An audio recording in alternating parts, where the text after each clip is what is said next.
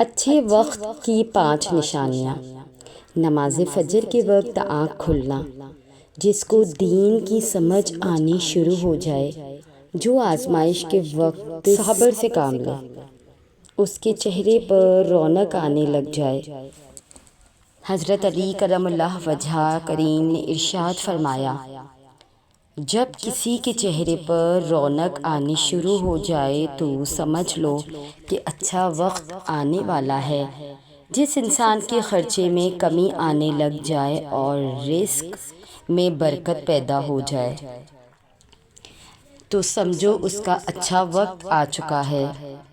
کیا آپ کبھی اللہ کے سامنے بچوں کی طرح سسکیاں لیتے ہوئے روئے ہیں، اس کیفیت کے ساتھ جیسے بچے زمین پر لیٹ کر زاروں قطار روتے ہیں، اتنی شدت کے ساتھ کہ کوئی انہیں چپ نہیں کروا پاتا، نہیں کسی محبت کے لیے، نہیں نہ ہی کسی دنیاوی خواہش کا پورا ہونے کے لیے، نہ کسی مرد کے لیے، نہ کسی عورت کے لیے، نہ والدین کے لیے، نہ بہن بھائیوں کے لیے، بس اللہ کا شکر ادا کرنے کے لیے اور اللہ کو یہ دکھانے کے لیے کہ آپ کا دل اس کے رحم اور اس کی محبت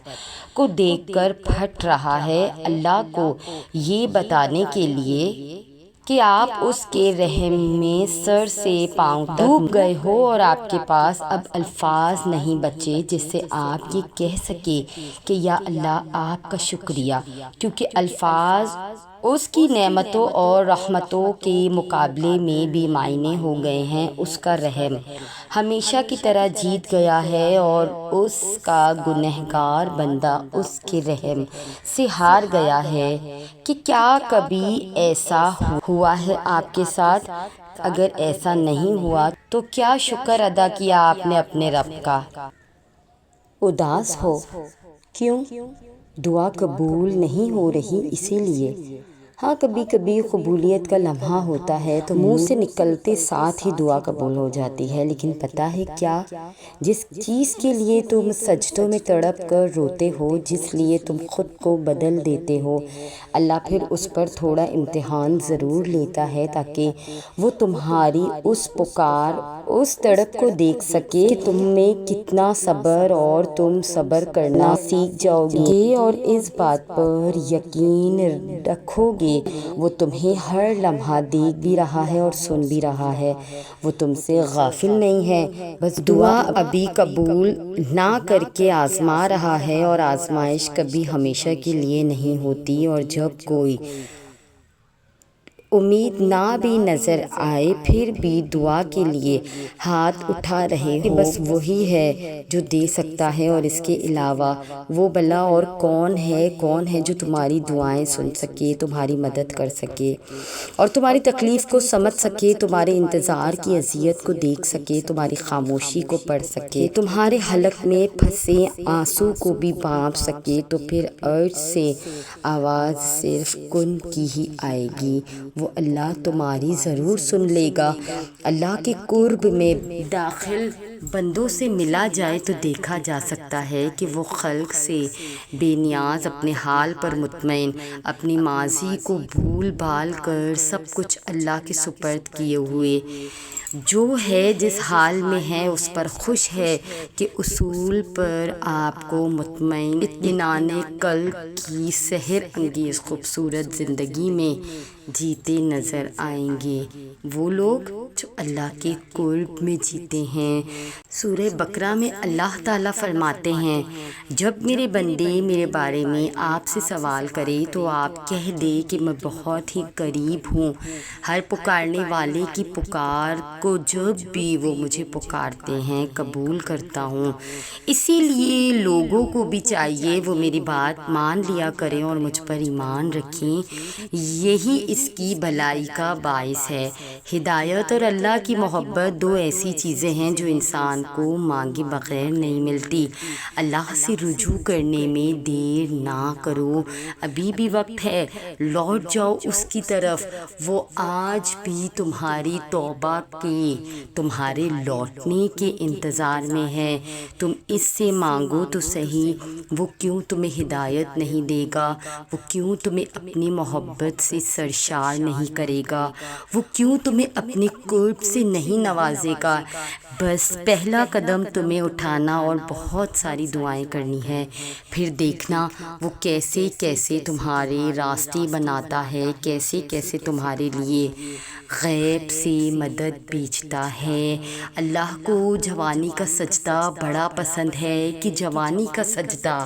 اللہ کو سب سے زیادہ عزیز ہے۔ دعائیں تو سب کی قبول ہو جاتی ہے، پر خاص دعاؤں کی قبولیت کا راز تو اللہ نے سجدے میں چھپا رکھا ہے، اور سجدے تک ہر ایک کو رسائی حاصل نہیں ہوتی۔ اس مقام تک تو صرف وہی لوگ آتے ہیں جن کی دعاؤں کو اللہ نے نئے سرے سے ان کی پسندیدہ انداز میں قبول کرنا ہوتا ہے۔ اللہ کی عطا کے خزانے تو بے شمار ہے، وہ تو بن مانگے بھی نواز دیتا ہے، وہ تو اس پر ایمان نہ لانے والوں کو بھی نواز دیتا ہے، لیکن سجدے کی لذت سے کسی کسی کو ہی آشنا کرتا ہے۔ اور جب کوئی سجدے میں گر کر اپنا آپ اللہ کو سونپ دیتا ہے تو پھر اللہ اس کے لیے کافی ہو جاتا ہے، اور اس کا کافی ہو جانا جانتے ہو کیسا ہے؟ تمہاری راہ میں آئی رکاوٹوں کی ہر چٹان کو وہ لمحوں میں گرا دیتا ہے، تمہارے چاہنے سے پہلے ہی تمہاری چاہ کو تمہارا مقدر بنا دیتا ہے، تمہاری دعاؤں میں ہاتھ اٹھنے سے پہلے ہی دعاؤں کو قبول فرما لیتا ہے، تمہارے دکھ درد تکلیفیں وہ پہلے سجدے میں ہی سمیٹ لیتا ہے اور تمہیں آزاد کر دیتا ہے، تمہارے دل کو ہلکا کر دیتا ہے اور تم پر اپنی رحمتوں کی چادر چڑھا دیتا ہے۔ وہ فرشتے ہو کر بھی اتنا قریب نہیں ہوتے اس سے جس طرح دوران سجدہ اللہ تم سے قریب ہوتا ہے، اور تم اپنے رب کے اتنا قریب جاؤ اور تم اپنے رب کے اتنا قریب جاؤ اور وہ تمہیں خالی ہاتھ لوٹا دے، ایسا تو ہرگز ہو ہی نہیں سکتا۔ حضرت علی رضی اللہ تعالیٰ عنہ نے فرمایا کہ جب راسی سخت ہو جائے تو سمجھ جائیں کہ ٹوٹنے والی ہے، اسی طرح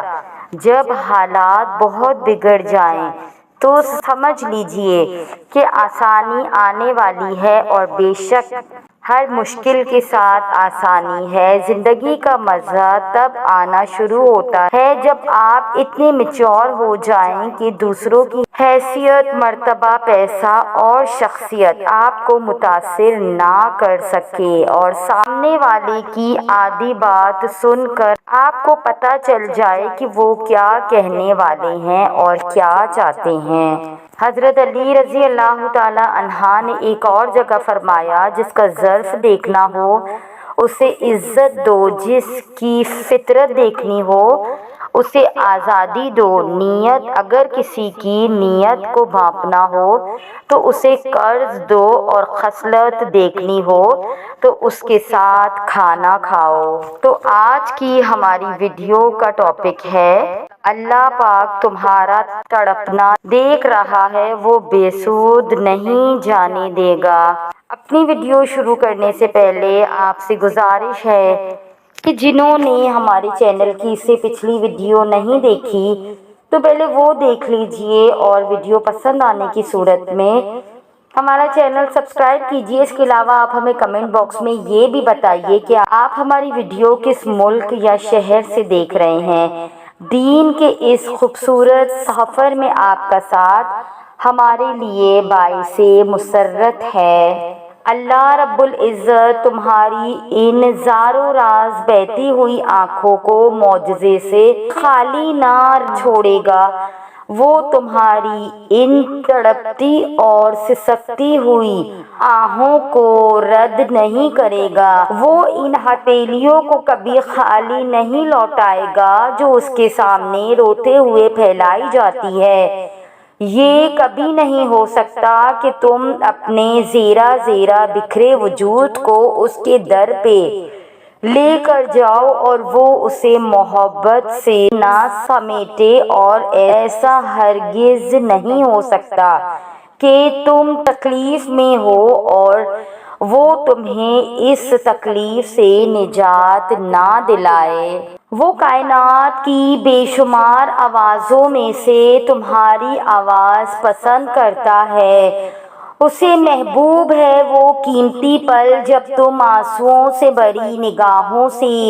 آسمان کی اوہ تکتے ہو اور دل میں روتے ہوئے فریاد کرتے ہو تو وہ دیکھ رہا ہے میرے ان خالی ہاتھوں کو، اور جب تم اذیت کی انتہا کو پہنچ کر اسے درد سے پکارتے ہو وہ سب جانتا ہے، وہ ہر شے سے باخبر ہوتا ہے، لیکن وہ تم سے سننا پسند کرتا ہے۔ وہ چاہتا ہے کہ تم اپنی خواہشات کو اس کے سپرد کر کے بے فکر ہو جاؤ اور اس کے کن کا معجزہ دیکھو۔ اگر اس نے تمہیں خالی ہاتھ ہی لوٹانا ہوتا تو وہ تمہیں دعا کی توفیق ہی کیوں دیتا؟ اگر اس نے ان آنسوؤں کی لاج نہ رکھنی ہوتی تو وہ تمہیں اپنی دہلیز پر بلاوا ہی کیوں دیتا؟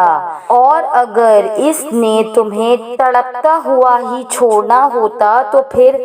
ہر پل تمہارے ساتھ ہونے کا دعویٰ کیوں کرتا؟ اگر اس نے تمہیں ٹھکرانا ہی ہوتا تو کیوں بار بار یقین دلاتا کہ مجھ سے دعا کرو، مجھے پکارو، میں تمہاری پکار کا جواب دوں گا۔ اللہ تو تمہیں تمہاری برداشت سے زیادہ کبھی نہیں آزماتا ہے، تو جہاں تمہارا صبر تھم توڑ دیتا ہے وہیں وہ کن فرما دیتا ہے، وہیں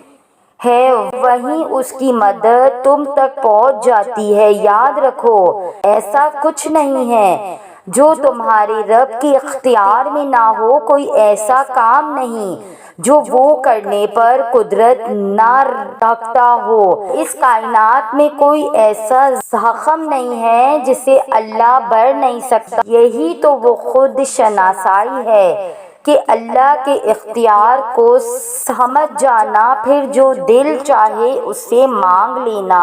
اور یہاں تم اس بات پر مایوس ہو کر بیٹھے ہو کہ جو مانگا تھا اب تک مجھے نہیں ملا، وہاں وہ تمہیں تمہاری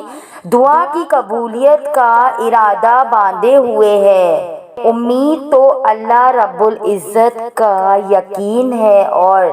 نا امیدی اس کی ذات و صفات سے انکار جو ہر شے پر قادر ہے، اور اللہ رب العزت سے نا امید تو صرف گمراہ اور بہکے ہوئے لوگ ہی کرتے ہیں۔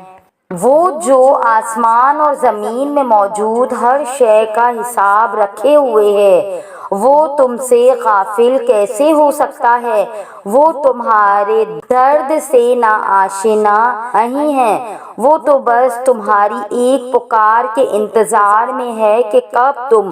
پوری یقین سے اسے پکارو اور وہ تم پر اپنے انعامات کا در کھول دے۔ اس کی رحمت تو ہر لمحہ تمہیں اپنے گھیرے میں لینے کے لیے بےتاب رہتی ہے۔ تو یہ تھی ہماری آج کی ویڈیو۔ اگر آپ ہماری اس کاوش کو پسند کرتے ہیں تو ہمارے چینل کو سبسکرائب کر کے ہمارے ساتھ جڑ جائیے۔ جزاک اللہ۔